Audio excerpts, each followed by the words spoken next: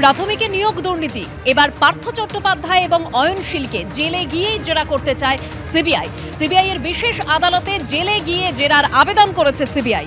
Presidency জেলে গিয়ে জেরার আবেদন সিবিআই এর পরবর্তী শুনানি রয়েছে 7ই অক্টোবর। ইন্টারভিউয়ের প্রক্রিয়া সম্পর্কে জানতে পার্থ চট্টোপাধ্যায় এবং অয়নশীলের জেরার প্রয়োজন রয়েছে বলেই সিবিআই এর তরফে দাবি করা হচ্ছে। দিনে দুবার ব্যবহার করো স্টপেজ ক্রিম আর নিজেকে রাখো evergreen Keya Seth aroma therapy stoppage cream আর খুঁজে পাও নতুন আমিকে। আরো বিস্তারিত জানবো, আমাদের প্রতিনিধি ব্রতদীপ ভট্টাচার্য আমাদের সঙ্গে রয়েছে। ব্রতদীপ, ঠিক কি সওয়াল জবাব হলো আজ? দেখো, তোমায় জানাই 1 অক্টোবর কিন্তু এই প্রাথমিকে নিয়োগ দুর্নীতি মামলায় পার্থ চট্টোপাধ্যায় অর্থাৎ প্রাক্তন শিক্ষামন্ত্রী এবং অয়নশীল তাকে গ্রেপ্তার দেখিয়েছিল সিবিআই। এবং তারপর আজকে তারা যে সিবিআইয়ের বিশেষ আদালত রয়েছে সেখানে আবেদন জানান যে তারা জেলে গিয়ে পার্থ চট্টোপাধ্যায়কে জিজ্ঞাসাবাদ করতে চান। গ্রেপ্তারির সময় সিবিআইয়ের তরফ থেকে আদালতের কাছে জানানো হয়েছিল যে তারা বিকাশ ভবনে তল্লাশি চালিয়ে সেখানের ওয়্যার হাউস থেকে বেশ কিছু নথিপত্র উদ্ধার করেছিলেন যেগুলো নিয়ে তদন্ত প্রয়োজন, এবং সেই কারণেই তারা গ্রেপ্তারি করতে চাইছিলেন পার্থ এবং অয়নকে।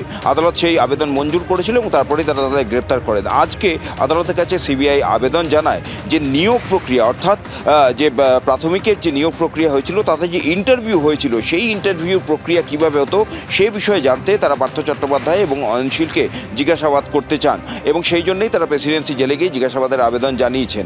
যদিও এই আবেদনের তীব্র বিরোধিতা করেছেন পার্থ চট্টোপাধ্যায়ের আইনজীবী এবং অয়নশীলের আইনজীবী। পার্থ চট্টোপাধ্যায়ের আইনজীবীর বক্তব্য ছিল যে প্রায় দীর্ঘ 2.5 বছর পার্থ চট্টোপাধ্যায় জেলবন্দি রয়েছেন, অথচ এই সময় সিবিআই গিয়ে তাকে জিজ্ঞাসাবাদ করেনি। সুপ্রিম কোর্টে তার জামিনের একটা সম্ভাবনা তৈরি হওয়ার পরেই তাকে নতুন এই মামলায় গ্রেপ্তার করা হয়েছে, এবং এই সওয়াল করার পাশাপাশি তারা কিন্তু পার্থ চট্টোপাধ্যায় এবং অয়নশীলের জামিনের আবেদনও করেছেন। যদিও আজকে সেই শুনানি সম্পন্ন হয়নি, কারণ সিবিআইয়ের যে আইনজীবী এর আগে এই মামলায় হাজির ছিলেন তিনি আজকে ছিলেন না, তার বদলে ছিলেন একে ত্রিপাঠী। বিচারক প্রশ্ন করেন যে জয় কিষাণ যে আইনজীবী এতদিন মামলাটি করেছিলেন তিনি কোথায়।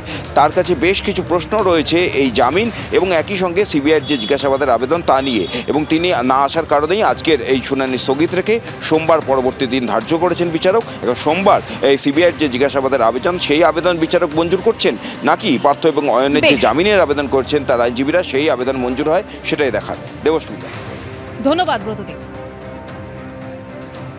একদিকে উত্তরবঙ্গ মেডিকেলের অধ্যক্ষ ইন্দ্রজিৎ সাহার অপসারণের দাবি, এবার সেই উত্তরবঙ্গ মেডিকেল এবং রামপুরহাট মেডিকেলে পরীক্ষা দুর্নীতির অভিযোগে 10 সদস্যের তদন্ত কমিটি গড়া হলো। 10 সদস্যের তদন্ত কমিটি গড়ল রাজ্য স্বাস্থ্য বিশ্ববিদ্যালয়। কমিটিতে কলকাতা মেডিকেলের অধ্যক্ষ, এসএসকেএম ও আরআইওর অধিকর্তা। কমিটিতে রয়েছেন এসএসকেএমের চিকিৎসক দীপ্তেন্দ্র সরকারও। শাসক দল ঘনিষ্ঠদের পাশ করিয়ে দেওয়ার অভিযোগে এই তদন্ত কমিটি গড়ল West Bengal university of health sciences.